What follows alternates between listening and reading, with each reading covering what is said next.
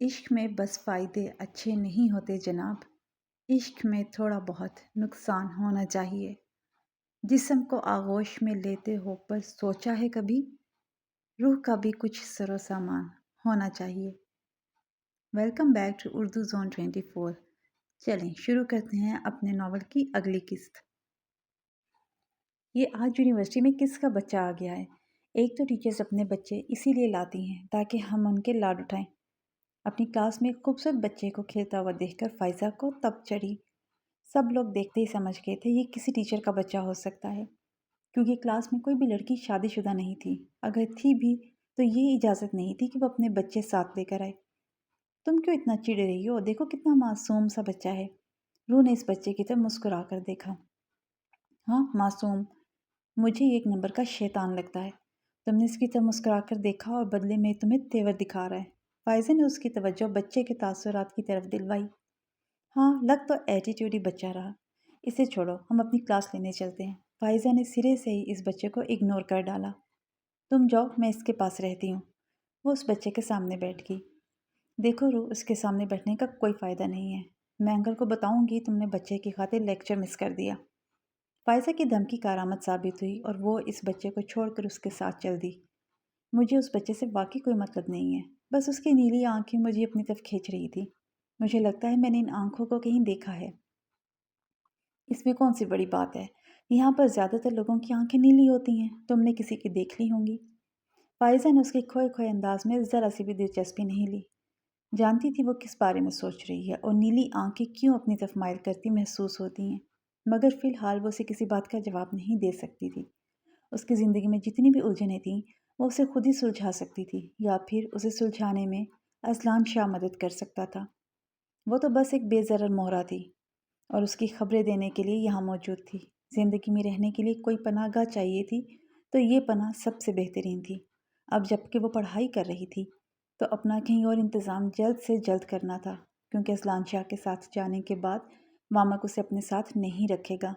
ویسے بھی وہ اس انسان کے ساتھ رہنا ہی نہیں چاہتی تھی۔ یونیورسٹی سے گھر آتے ہی اسے اپنے کمرے میں تبدیلی محسوس ہوئی۔ بیڈ پہ پھولوں کے گلدستے اور چاکلیٹس پڑی تھی۔ کچھ گفٹ بھی رکھے تھے جنہیں دیکھ کر روح کو حیرت کے ساتھ خوشی بھی ہوئی۔ ارے واہ، آج کوئی خاص دن ہے کیا؟ میرا برتھ ڈے تو نہیں ہے؟ پھر یہ سب کچھ کس نے کیا؟ وہ آگے بڑھ کر پھولوں کی خوشبو کو سانسوں کے ذریعے اپنے اندر اتارنے لگی۔ فائزہ اس کے چہرے پہ مسکراہٹ دیکھ کر خود بھی مسکرا اٹھی۔ اندازہ لگاؤ یہ سب کچھ کس نے اور کیوں کیا ہوگا؟ ڈیڈ نے۔ بالکل نہیں۔ اس کے غلط اندازے پر فائزہ نے نفی میں سر ہلا دیا۔ کسی فرینڈ نے کیا ہوگا۔ دوست بھی نہیں ہے۔ اس نے دوبارہ اس کے اندازے کی تردید کر ڈالی۔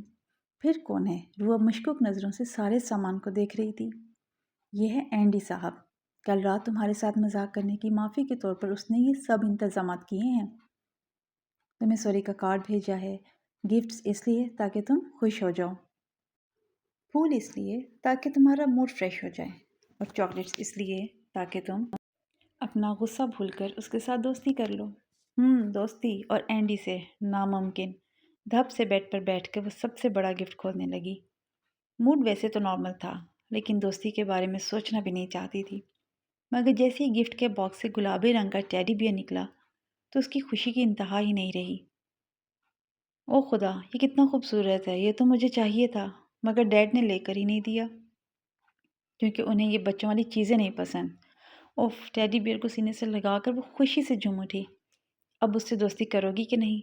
فائزہ کے سوال پر وہ ہاں میں سر ہلا گئی۔ بالکل کروں گی۔ اس نے میری وہ خواہش پوری کی ہے جس کے لیے میں ڈیڈ سے منتیں کر کر کے رہ گئی۔ آج میرے ساتھ ڈنر کرنے چلو گی؟ ان دونوں کی دوستی کو ہوئے تقریباً 1 ہفتہ ہو چکا تھا۔ اس درمیان وہ دونوں ایک دوسرے کو بہت اچھی طرح سمجھنے لگے تھے۔ روح کو پہلے دن ہی بہت اچھا لگا تھا۔ اب جیسے جیسے وہ اسے مزید جان رہی تھی، اس کے لیے دل کے جذبات بدلتے جا رہے تھے۔ ٹھیک ہے، میں کوشش کروں گی۔ اس کی بات پر وہ ہنس پڑا۔ لندن کے ماحول میں بھی تمہیں کوشش کرنے کی ضرورت پڑ رہی ہے؟ ایسی بات نہیں ہے، ڈیڈ رات کو گھر سے باہر نہیں جانے دیتے۔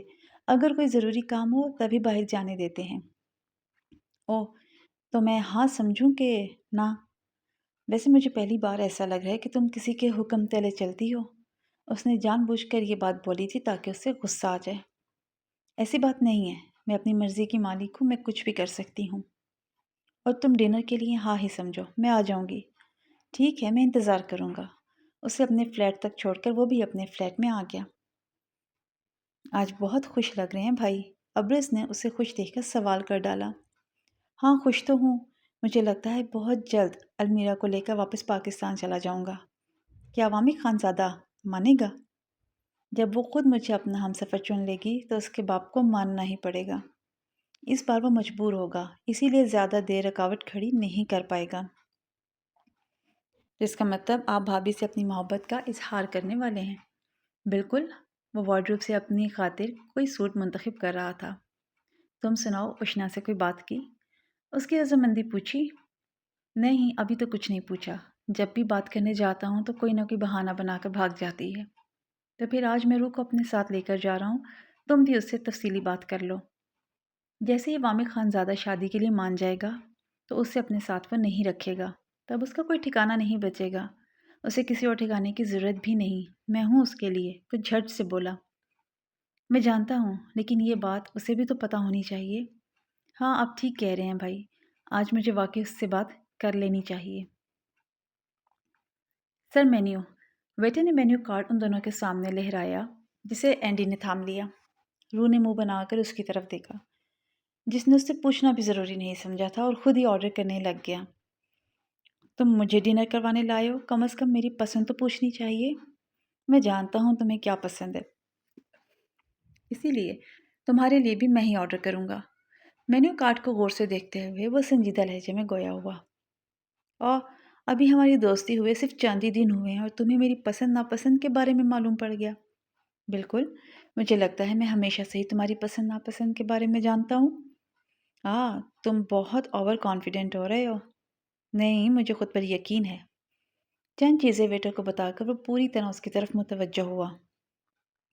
کوہنیوں کو ٹیبل پر رکھ کر دونوں ہاتھوں کو تھوڑی کے نیچے رکھا اور اس کے چہرے پر نظریں جمائیں۔ چہرے پر ہلکا پھلکا میک اپ، نیچرل لپسٹک اور آنکھوں پر مسکارا لگا کر بالوں کو پونی ٹیل میں باندھا تھا۔ چند آوارہ لٹوں کو یوں ہی آزادانہ چھوڑ کر سی گرین جینز پر بلیو ٹاپ پہن رکھا تھا، جو بمشکل جینز کے بیلٹ تک پہنچ رہا تھا۔ ذرا سا جو وہ بازو اوپر اٹھاتی تو خوبصورت تراشیدہ کمر ظاہر ہو سکتی تھی۔ اس کے سامنے تو چاہے جیسے بھی کپڑے پہنے، اسے ہمیشہ ہی حسین لگے گی، مگر روح کے حسن پر حق صرف اس کا ہی تھا۔ اس کے چہرے سے نظریں ہٹا کر اینڈی نے چاروں اطراف میں دیکھا۔ آس پاس بیٹھے کچھ لوگ اپنے اپنے کاموں میں مصروف تھے اور کچھ گاہے بگاہے مڑ مڑ کر روح کی طرف دیکھ رہے تھے۔ بلا شبہ وہ اس قدر حسن کی مالک تھی کہ کوئی بھی فدا ہو کر مڑ مڑ کے دیکھنے پر مجبور ہو جائے۔ ایسی صورتحال میں چاہ کر بھی وہ اپنے غصے کو کنٹرول میں نہیں کر پا رہا تھا، مگر فی الحال اسے جذباتی پن کا مظاہرہ نہیں کرنا تھا۔ مگر یہ بات اسے سب سے زیادہ سکون دے رہی تھی کہ وہ تمام لوگوں کو اگنور کر کے صرف اس کی طرف متوجہ تھی۔ کھانا کھاتے وقت دونوں میں ہلکی پھلکی گفتگو ہوتی رہی۔ بل ادا کرتے ہی وہ اسے وہاں سے لے کر باہر آ گیا۔ تمہیں اتنی کیا جلدی تھی وہاں سے نکلنے کی؟ ہم نے کھانے کے بعد کچھ میٹھا ٹرائی نہیں کیا؟ تم خود بہت سویٹ ہو، اسی لیے تمہیں کسی سویٹ ڈش کی ضرورت نہیں، بس باتیں بنوا لو تم سے۔ وہ مسکرا کر اس کے ہم قدم ہوئی۔ جب اس نے آہستگی سے روح کے ہاتھ کو اپنے مضبوط ہاتھ میں تھاما، روح نے حیرت سے اس کی طرف دیکھا۔ ایک عجیب سا احساس رگوں میں سرایت کر گیا۔ کیا فائزہ ٹھیک بول رہی تھی؟ وہ سوچ کر رہ گئی۔ یہ مجھے پسند کرتا ہے، مجھے بھی تو اچھا لگتا ہے۔ اس نے ایک دوسرے میں مدغم دونوں کے ہاتھوں کی سمت دیکھا۔ پھر یہ اظہار کیوں نہیں کر رہا؟ ایک خوبصورت احساس اس کے من میں جاگا، مگر تبھی اس نے سگار نکال کر پینا شروع کر دیا، جسے دیکھ کر روح کو کوفت ہونے لگی۔ ہاتھ جھٹک کر غصیلی نظروں سے اس کی طرف دیکھا۔ نشری کہیں کہ یہ سگریٹ پینا بند کرو۔ وہ اسے قیمتی سگار پیتا دیکھ کر چڑ گئی۔ یہ سگریٹ نہیں، ہاں یہ تو تمہارے دادا کا حقہ ہے، روح نے منہ بنایا۔ اینڈی کے لبوں پر شوق مسکراہٹ سمٹ آئی۔ یہ سگار ہے، میرے ڈیڈ کبھی کبھی پیتے تھے اور ماں انہیں روکتی تھی، بالکل تمہاری طرح۔ یقیناً تمہارے ابا ان کی بات بالکل نہیں مانتے تھے، بالکل تمہاری طرح۔ نہیں، وہ ان کی ہر بات مانتے تھے، بالکل میری طرح۔ مسکرا کر بولتے ہوئے اس نے جلتا سگار سڑک پر پھینک کر پاؤں سے مسل ڈالا۔ وہ اتنی جلدی اس کی بات مان لے گا؟ روح کو اپنی بصارت پر شبہ گزرا۔ جب ڈیڈ ماں کی بات بنا کسی بحث کے مان لیتے تھے تو ماں بھی حیران ہوتی تھی، بالکل تمہاری طرح۔ یہ تم ہر بات میں اپنی ماں کو مجھ سے تشبیہ کیوں دے رہے ہو؟ وہ تیکھے چتونوں سے اسے گھونے لگی۔ اف، جانے یہ کبھی ہوشیار ہوگی یا بے وقوف ہی رہے گی ہمیشہ کی طرح۔ وہ اس کے رویے پر ٹھنڈی آب بھر کے رہ گیا۔ پتہ نہیں یہ اتنی گھما گھما کر کیوں بول رہا ہے، صاف صاف کیوں نہیں بول دیتا؟ ویسے تو اس کی زبان بہت چلتی ہے۔ روح دل ہی دل میں جل کڑ اٹھی۔ اچھا سنو، مجھے تمہیں ایک بات بتانی ہے۔ وہ یکدم اس کی طرف متوجہ ہوئی۔ مجھے معلوم ہے تمہیں کیا بات کرنی ہے۔ روح کی حیرت سے آنکھیں پھیل گئیں۔ میں دعوے سے کہہ سکتی ہوں تمہیں یہ بات بالکل نہیں معلوم، اور اگر میں یہ دعویٰ کروں کہ مجھے معلوم ہے تو میں تمہاری ہر بات مانوں گی۔ اس وقت تم مجھے اپنے ماضی کے بارے میں بتانا چاہتی ہو۔ روح کا پورا وجود کچھ پل کے لیے ساکت ہو گیا۔ تمہیں کیسے؟ اس کے اس قدر صحیح اندازے پر وہ واقعی دنگ رہ گئی تھی۔ کیا تم سب جانتے ہو؟ اسے اپنی ہی آواز کہیں دور سے آتی ہوئی محسوس ہوئی۔ ہاں، میں سب جانتا ہوں۔ یہ شاید الفاظ نہیں بلکہ بھاری ہتھوڑا تھا جو روح کے سر میں آ کر لگا۔ تمہیں یہ سب کچھ کس نے بتایا اور تم یہ سچ کب سے جانتے ہو؟ جو انسان آپ کی زندگی میں بہت خاص ہوتے ہیں ان کے بارے میں سب کچھ جان لینا ہی بہتر ہوتا ہے۔ اور یہ سب جاننے کے باوجود تم نے مجھ سے دوستی کی۔ تمہیں فرق نہیں پڑتا میرے ماضی سے؟ بالکل نہیں۔ سامنے سڑک پر نظر جمائے وہ اسے جواب دینے لگا تھا۔ جانتا تھا نا وہ اس کی طرف دیکھ رہی ہے، اور نہ ہی اس وقت اس کا دیکھنا روح کو گوارا ہوگا۔ ڈیڈ کہتے ہیں پاکستانی مرد بہت ہی دقیانوسی سوچ کے مالک ہوتے ہیں۔